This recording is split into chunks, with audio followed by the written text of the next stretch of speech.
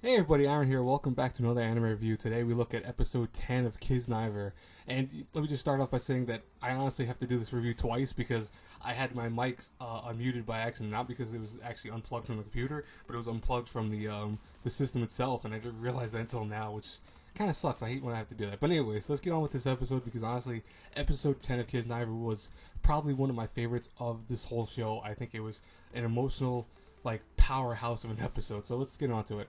So we have Katsuhiro and the guy who loves masochism over there talking about what's been happening, and he brought food for Katsuhiro because Katsuhiro has not eaten very well since the day of the incident, which was happened last episode. And we learned that after the events of last episode, with everyone revealing their emotions with one another and kind of going through a really bad spot, they actually all kind of go on their own way and separate. And there's still a semblance, of course, of friendship there, but it's right now so lost behind a lot of things, so they really just want to kind of split up. They don't want to be around one another. You can see from text messages that they're doing one another that they just want to kind of be on their own for the time being.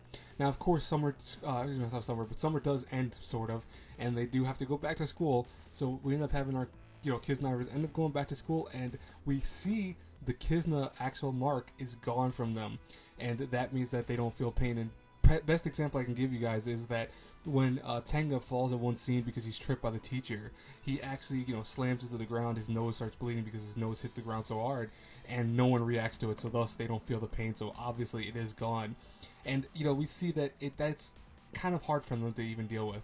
Now, meanwhile, though, Nico, the guy who loves the masochism, and Katsuhiro are actually meeting up and realizing that, no matter what, we're still friends. We still have to be with one another. We have to be strong, and they are bounded by that still. So even though the Kiznaiver is gone and the Kizna mark is gone from them completely, they still are friends, and it's really nice because you see Tenga watching and really kind of seeing the strength of them makes him want to join, but right now he's going through his own emotional hell right now.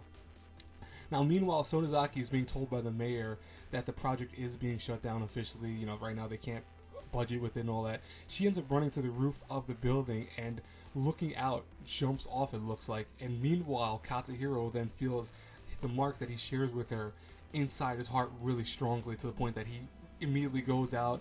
They go to the secret passageway that she used in the last episode to get to the school, and ends up meeting with one of the heads of the actual Kizna project, which is the girl that you saw who's the nurse. She actually is one of the, she was there since the very beginning with the kids.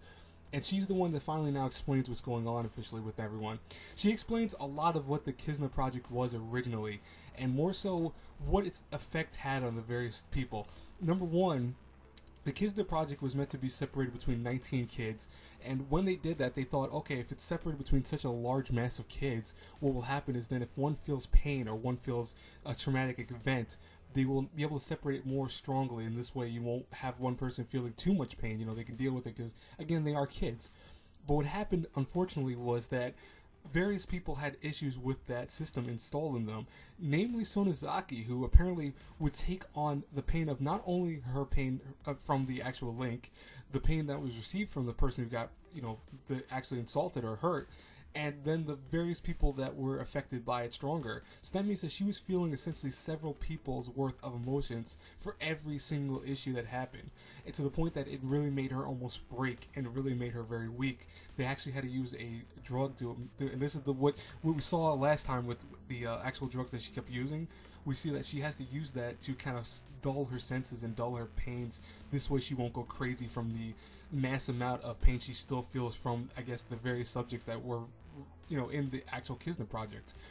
Now, we also learned, which is probably one of the saddest parts of this whole show, we learned what happened to Katsuhiro and several other children, and namely what that does to them.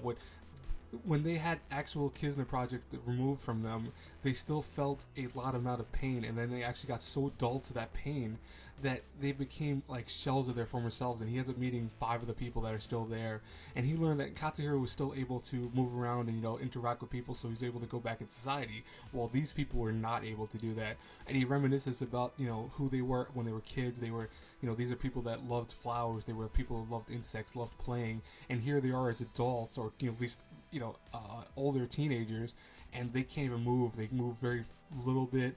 They have like no emotions. They're almost like deadpan expressions. And luckily here we have Katsuhiro, who realizes, wow, that could have been me. This still sucks that this happened to everyone else, but he realizes that I think he was on the better end of the spectrum, at least when he's able to kind of still have emotions or pains and stuff like that. And really, one of the strongest moments of, I think, Kiznaiver was when he starts crying. You see it right here. He starts crying and bawling out his eyes, and you hear the loud pains of motion. And honestly, it was gut wrenching for me. I felt so bad. I actually wanted to cry myself. I won't lie to you guys and girls. It was really strong from the this moment of this show that this is why I love this show. It does something very strongly in emotions and bonds. And I know it might be a little weird sometimes with a show. It might have some kind of inconsistencies and maybe things that here and there, but honestly, this is one of my favorites of the summer. I mean, ReZero still is, or excuse me, spring. ReZero is still up there. I think ReZero will still always be the best thing I've seen maybe this whole year, but definitely in second place, I think Kiznaiver, for me at least personally. Now, anyways, guys and girls, that's it for today's review. I just want to give you guys a quick heads up. Number one, there will be a little bit slowdown of videos coming out probably tomorrow and Monday and Tuesday. I just have a lot of stuff going on, so I really can't be putting out and pumping out videos for these next few days. I will try to get as many videos as I can out. I still have plenty in my backgrounds that I can give you guys and girls, but I honestly cannot do certain ones, and I can't do like an anime talk this week and all that stuff like that, so I apologize in advance. Also, if anyone's been looking for the big order reviews, I got rid of those only because I'm not watching the show. I'm still watching the show. I haven't dropped it, but I don't want to do the reviews for that. And I'm going to tell you guys and girls right now that with the summer reviews, if, for example, I see a show and I watch it and I really start disliking it, or I have issues with it, I don't want to be one of those people that rants and raves about it all day long. I don't want to do that. So I will drop my episodic reviews for that show. It doesn't mean I'm not going to not do a review. Like, I will have, when it finishes, I think next week, I will have a big order episode 10 and full series review at the same time, and I will tell my thoughts and things of the show. But other than that, I'm not going to do the episode 8 and 9 one because I honestly fell behind with that anyway, so might as well not do that. Anyways, guys and girls, that's for today's review. I hope you guys enjoyed. Please like, comment, subscribe, share the video, the whole nine, and I'll talk to you all later. Have a great day. Bye-bye.